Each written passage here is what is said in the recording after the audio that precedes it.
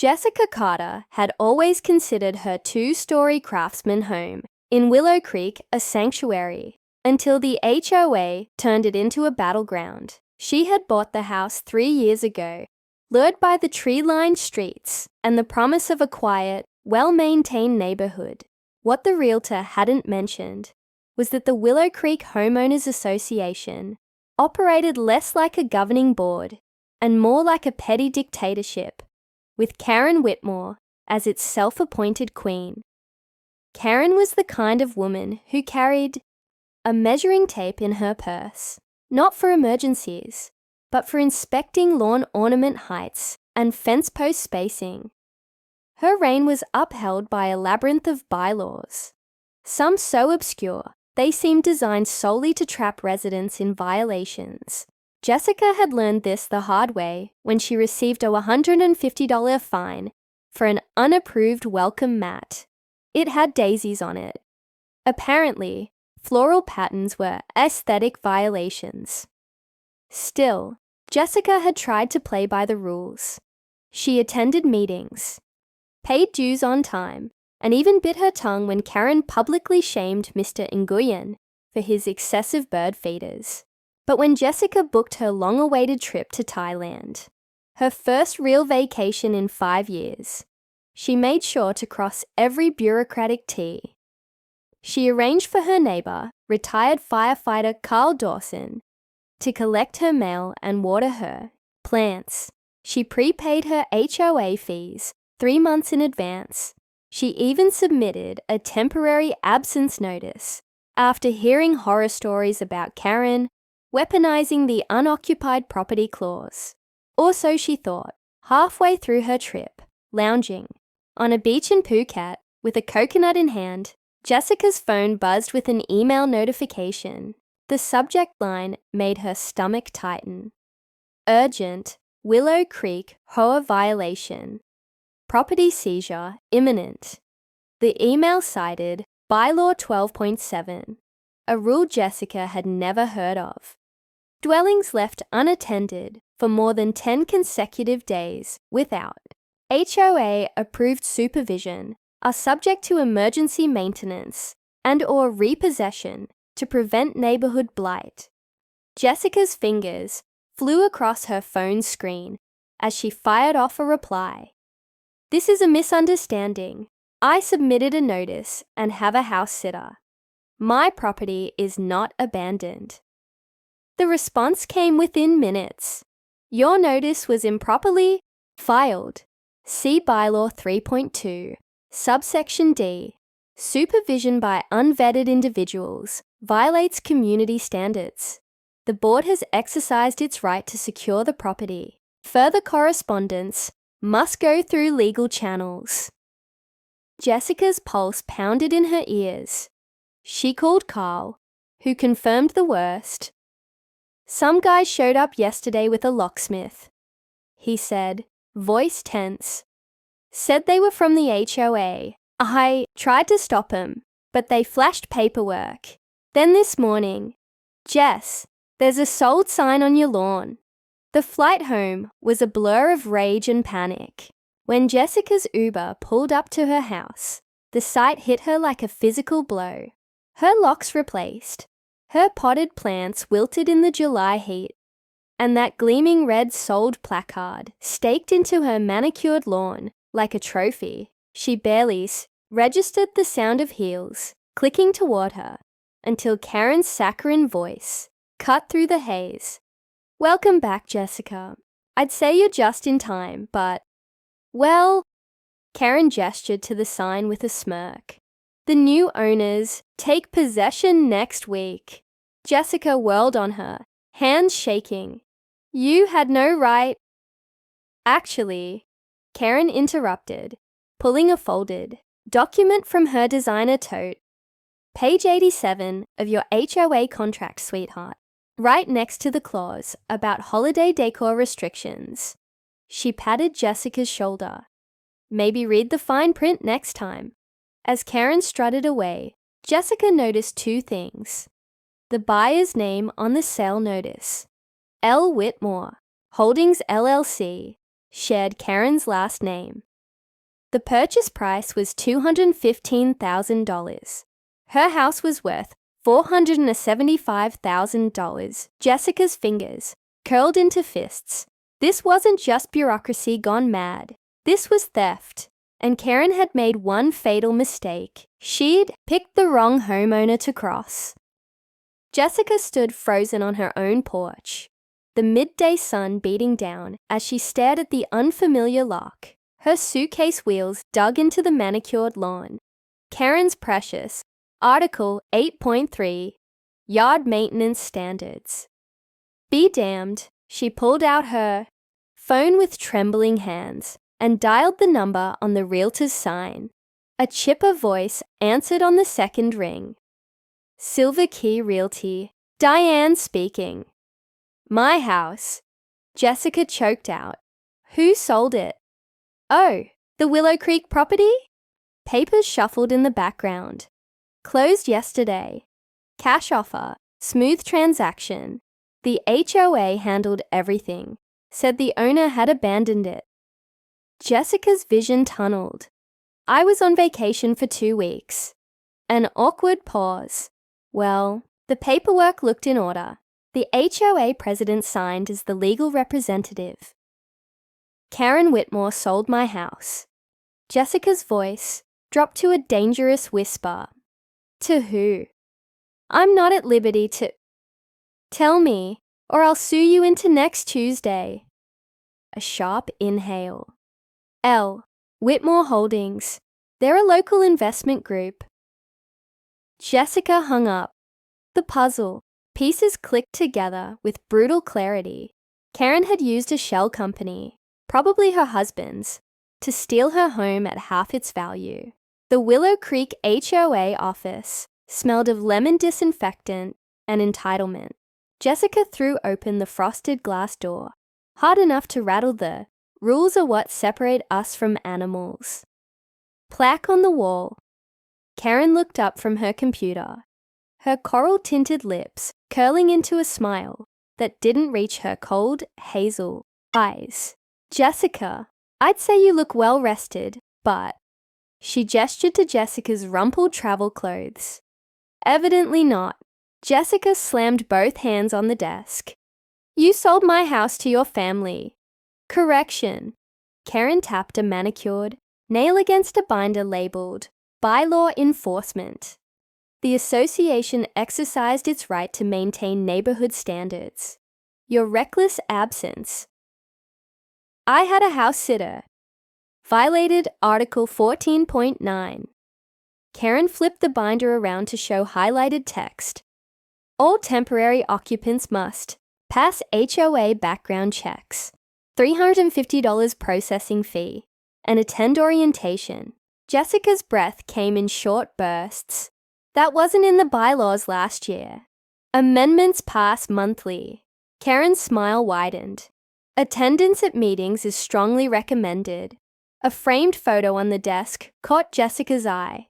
Karen, shaking hands with a gray-haired man at a ribbon cutting.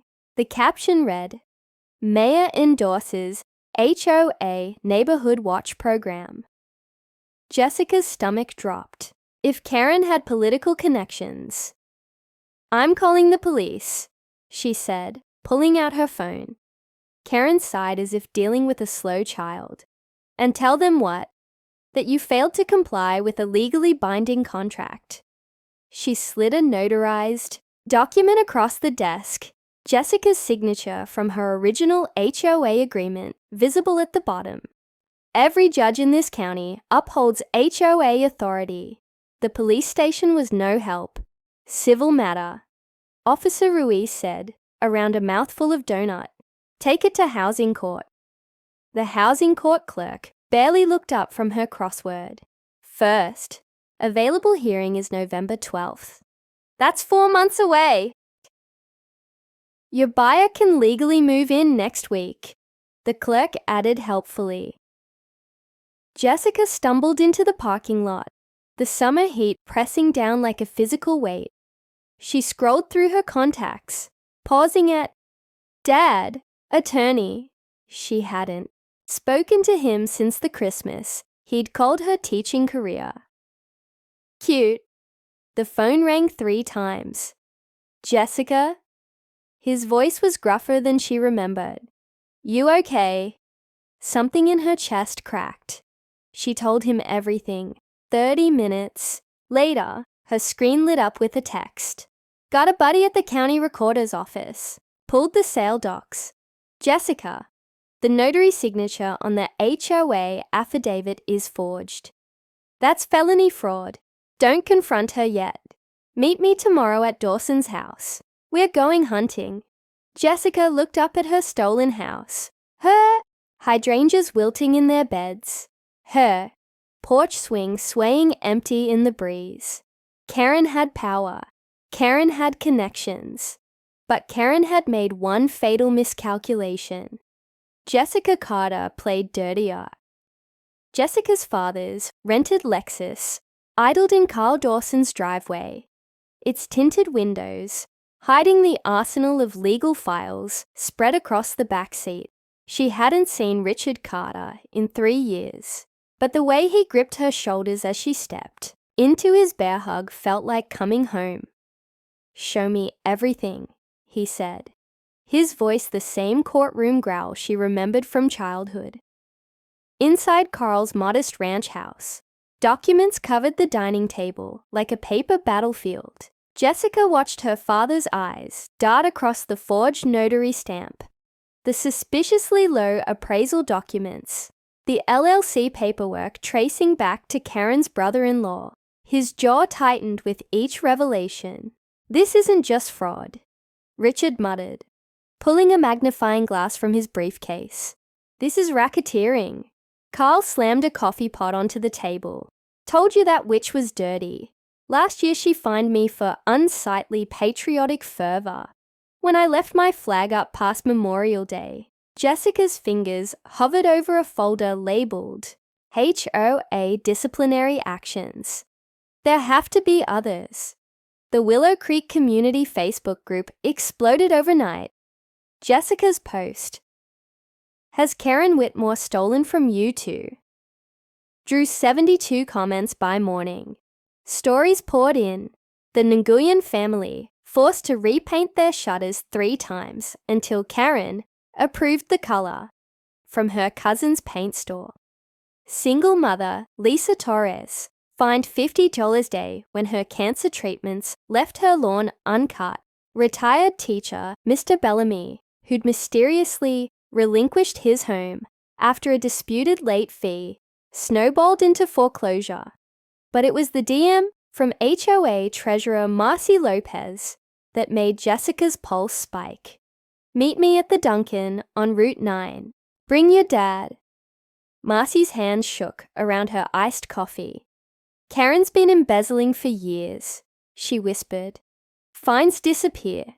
Vendor payments get inflated. Last month, I found $12,000 missing from the roof repair fund. Richard slid a voice recorder across the table. Why speak up now? Because she sold a house. Marcy's eyes darted to the security cameras. That crosses from greedy to criminal. I've been copying documents. She passed Jessica a thumb drive. But if she finds out, a shadow fell across their table. All 3 looked up to see Karen's hulking nephew Brad, Willow Creek's compliance officer, looming over them. His neon yellow HOA polo stretched tight across his shoulders. Marcy, he drawled, cracking his knuckles. Aunt Karen wants to see you about budget discrepancies. Jessica stood so fast, her chair screeched. She's having lunch with us. Brad's smile didn't reach his dead fish eyes. Funny. Her calendar says disciplinary meeting. He grabbed Marcy's wrist. Now, Richard moved with the precision of a man who'd cross-examined mobsters. 1 business card pressed into Brad's meaty palm. Tell Ms. Whitmore my firm specializes in wrongful termination lawsuits. Statutory damages start at $500,000. Brad hesitated. Marcy yanked her arm free. As he lumbered out, Richard turned to Jessica. We need 2 things. proof Karen altered the bylaws after your purchase, and a witness who'll testify to the forgery. Jessica scrolled through her phone's calendar. The notary's name is Linda Garrity, but her stomach dropped. She's listed as deceased. Died 3 years ago. Her father's grin turned feral, which means Karen's been using a dead woman's stamp. That night, Jessica crouched in Carl's bushes, facing her. No, Karen's house. The new locks gleamed under the motion sensor floodlights Karen had installed last month. Bylaw 9.4 Security. Enhancements. You sure about this? Carl whispered, adjusting his night vision goggles. A retirement gift from his firehouse buddies. Jessica hefted the industrial bolt cutters. She keeps all records in her home office. Dad says if we can prove she backdated those bylaws. A patrol car rolled past. They froze until its taillights disappeared. Carl muttered, "That's the third cop tonight. Since when does our subdivision get police patrols?" Jessica's blood ran cold. Of course. Karen's neighborhood watch photo with the mayor. This wasn't just corruption. It was a system. The bolt cutters made a satisfying snick through the basement window latch. As Jessica pried open the casement, her phone buzzed. Unknown number.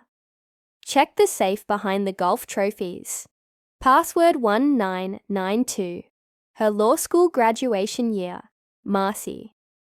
Jessica wriggled through the window into Karen's wine cellar. The air smelled of Pinot Noir and paranoia. Upstairs, a TV blared. Law and Order reruns. The safe yielded its treasures. A ledger labeled Special Assessments. A notary stamp with Linda Garrity's name. And Jackpot. A USB drive marked Bylaw Revisions. Jessica's fingers hovered over the files when the TV silenced. Footsteps creaked on the stairs.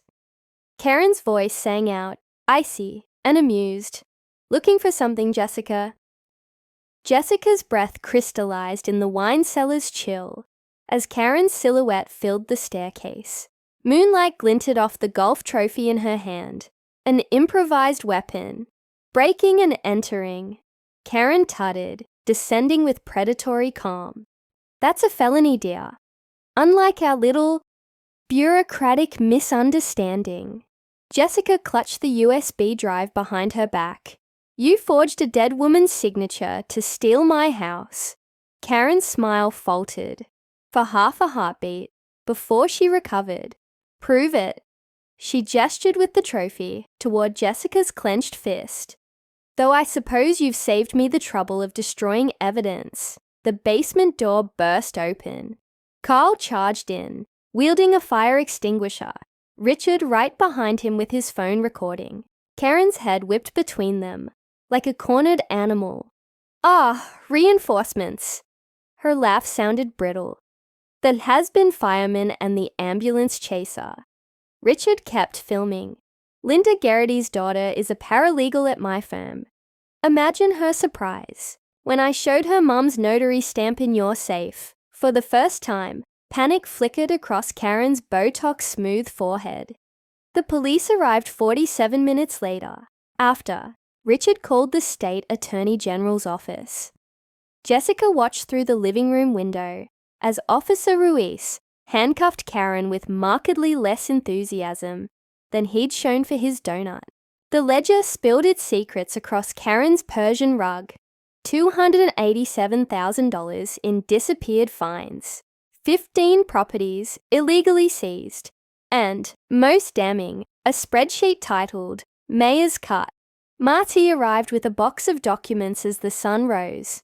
I quit. She thrust a paper at Jessica. The board voted you acting president, unanimously. Jessica stared at the keys now jingling in her palm. Not just her own, but the master's set Karen had carried like a scepter. 1 week later, Jessica stood on her reclaimed porch, watching workers remove the last HOA violation notice from Mr. Nguyen's bird feeders. The neighborhood children's chalk drawings bloomed across sidewalks, no longer governed by Article 4.9, Decorative Surface Restrictions. Her phone buzzed with a news alert. Former HOA President Karen Whitmore indicted on 32 counts of fraud. Mayor suspended pending investigation. Carl appeared with 2 lemonades, nodding toward the for sale sign being planted across the street. In front of Karen's Georgian Colonial, calm as a bitch with a measuring tape. He chuckled. Jessica clinked their glasses together as the first, unchecked hydrangea of the season burst into defiant pink bloom.